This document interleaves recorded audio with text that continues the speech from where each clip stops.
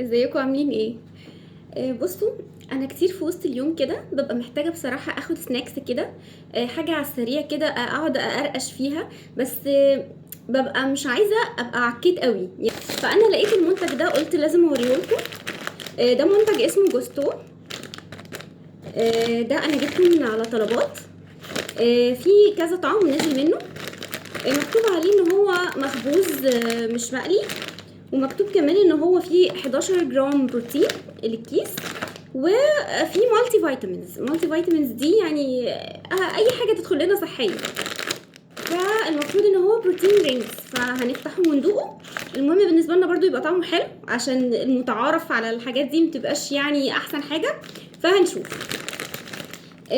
هو 242 كالوري، يعني ممكن يبقى كتير شويه، ممكن نقسم الكيس يعني مش مشكله.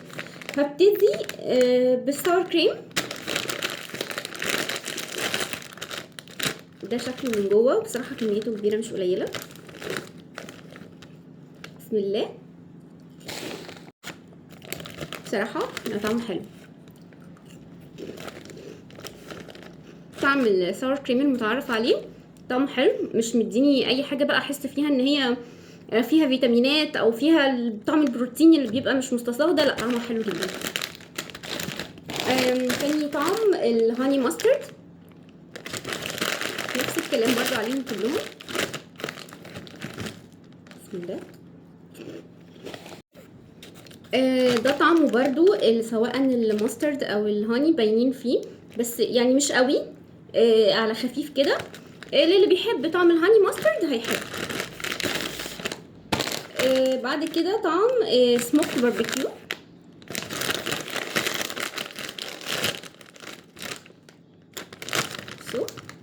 بصراحه كميه الحاجه كبيره مش قليله، يعني عادي انه يتقسم على يومين. بسم الله.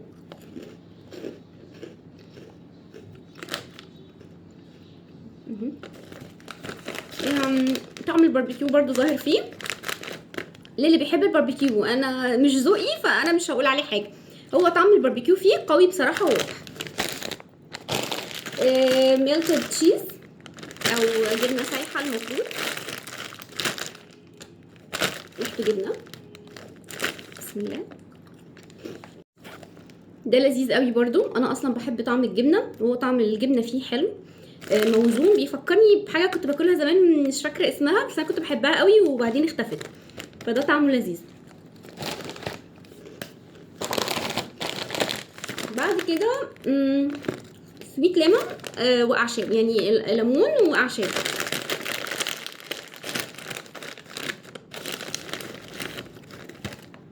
ريحه الليمون اول ما فتحت ملت المكان.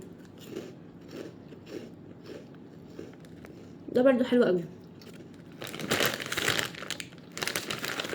انا بحب الحاجه اللي فيها مزازه الليمون شويه كده، فده عجبني جدا ومعمول مظبوط. اخر واحد بقى سويت اند سبايسي. ده المفروض انه حراق شويه.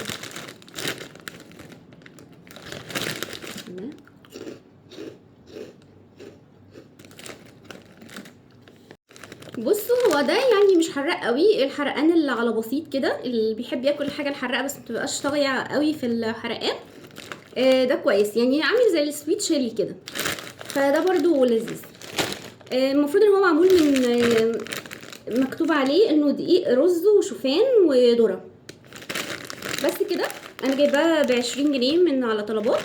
اقول لكم احسن حاجات عجبتني، انا عجبني اكتر حاجه الساور كريم والجبنه والليمون. دول اكتر اطعمه عجبتني.